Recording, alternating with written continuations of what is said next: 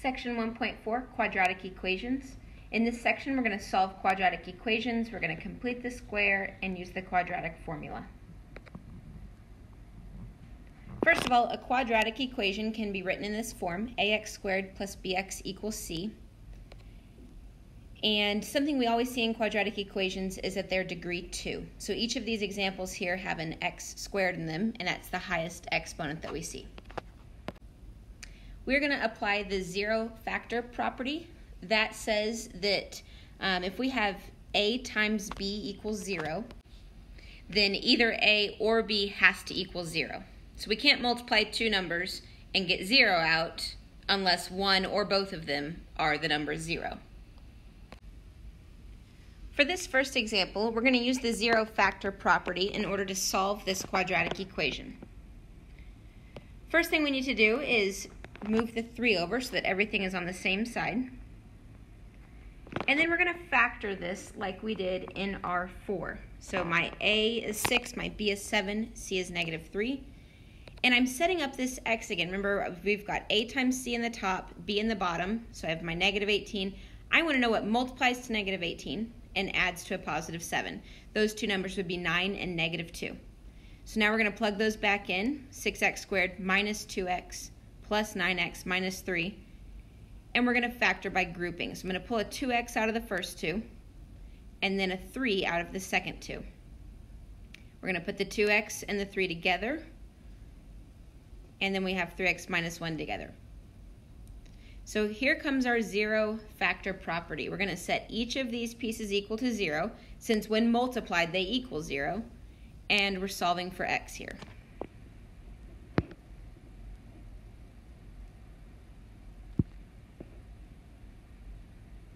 As always, if I'm going too fast in the video, make sure that you pause your video to write down everything that I have. Next, we're going to look at the square root property. If we have x squared equals k, then in order to solve for x, we're going to take the square root of both sides, and we'll get x equals a positive square root k or x equals negative square root k. In this example, we're going to solve x squared equals 17. In order to get x alone, we're just going to have to take the square root of both sides. We get x equals a positive and a negative square root 17. So our solution set for this equation is the set that contains a positive and a negative square root 17. Our next problem, we have x squared equals negative 25. Again, we're going to take the square root of both sides, but this time we'll have an imaginary answer, plus minus 5i, since we're taking the square root of a negative. So our solution set is the set that includes positive and negative 5i. For our next example, we have x minus 4 squared equals 12. Again, we're going to take the square root of both sides. We get x minus 4 on the left and a positive negative square root 12 on the right. We're going to have to break this up now into two equations. We need to move that 4 over, but we have to write our equation once with a positive 12, and then, a positive square root 12, and once with a negative square root 12. So now we can solve these individually. So we're going to move the 4 over for each of them.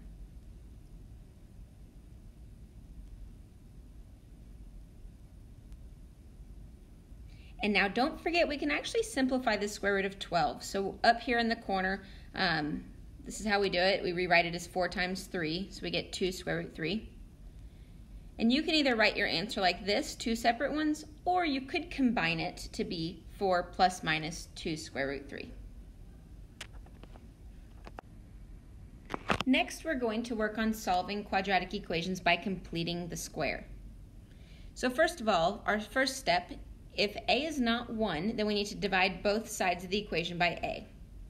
Step 2, we're going to rewrite the equation so that the constant term is alone on one side of the equality symbol. Step 3, we're going to square half of the coefficient of x. So this is going to be our b coefficient, and we're going to add this to each side of the equation. Step 4, we're going to factor the resulting trinomial. And then step 5, we're going to use our square root property to solve. Using complete the square. So for this first example, we have a equals 1. So step 1 isn't going to matter to us.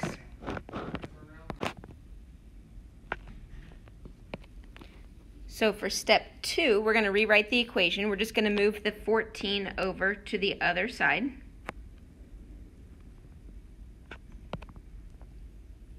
For step 3, we're going to find half of the b coefficient and square it.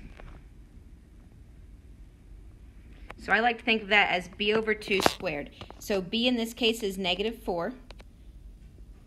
So -4 divided by 2 squared gives us a +4. And we're going to add that on to both sides. So I've made them red here. So we're not changing our equation. We just added 4 to both sides. Okay, the next step, we're going to factor the left side here.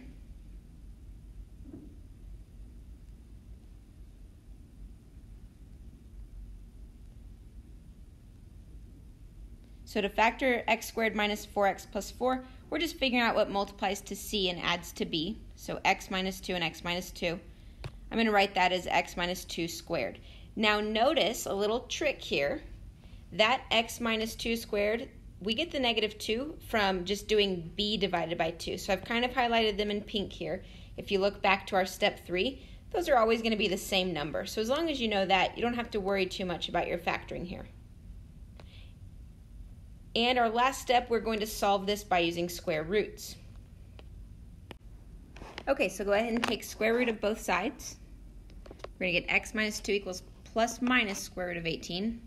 Again, we're going to break that into 2 equations, add the 2 over on both of them. And then don't forget to simplify the square root of 18. That's just square root 9 times square root 2, so we get 3 square root 2. You can write your answer out as 2 different expressions or write it with a plus minus. In our next example, we do have a not equal to 1. So in this problem, since a is equal to 9, we're going to have to do step 1 where we divide each term by 9.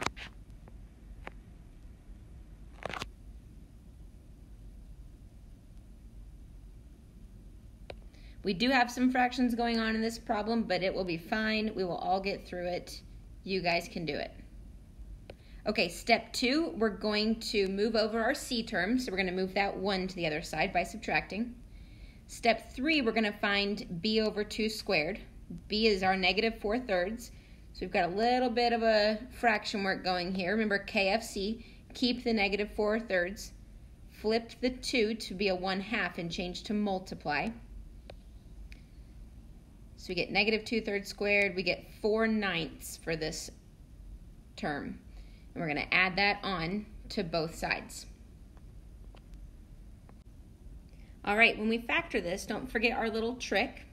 We're just going to have x minus 2/3 here, squared, because remember, that is what we got whenever we did b divided by 2 in our third step. Now, before we take square roots here, notice that on the right side we have a -5/9. That means we're going to have an imaginary answer because we're about to take a square root of both sides. So just keep that in mind. Okay, so square root both sides. And we need to simplify the right side a little bit further. So remember, whenever we're taking the square root of a fraction, we are just going to take the square root of the top, which is just going to be square root 5. And the square root of your denominator, square root of 9, would be 3. So that's why the 3 isn't in a square root anymore.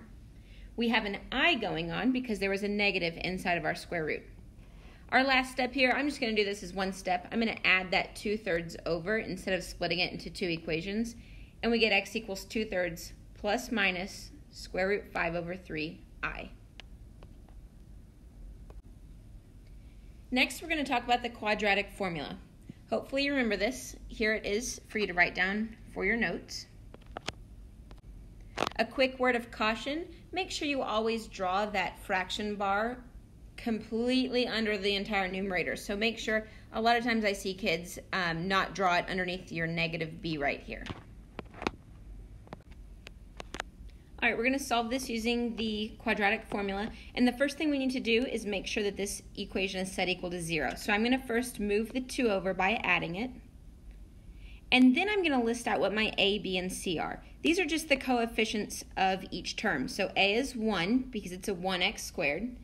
B is -4 because I have -4x. And c is my constant term 2. So now let's plug each of these into my quadratic formula. It's always negative b first, that's why I put a positive 4.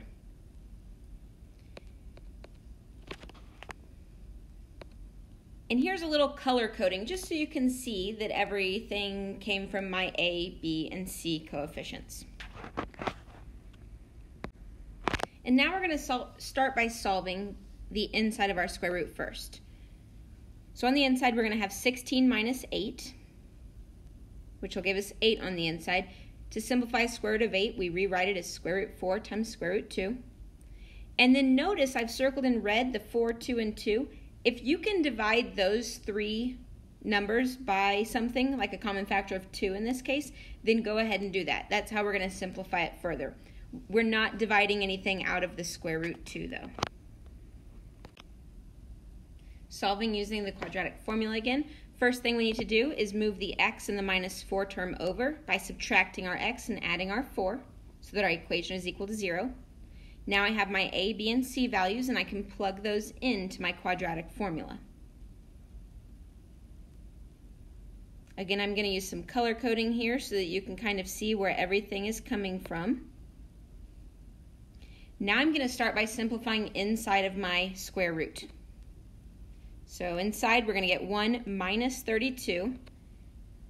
Hopefully you notice that we're going to have a negative inside of our square root, so we need to anticipate an imaginary answer here.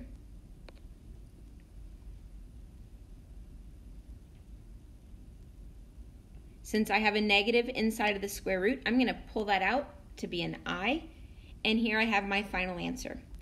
We can't simplify the square root of 31 any further because there are no perfect squares that divide 31, and there's nothing to simplify with my other numbers.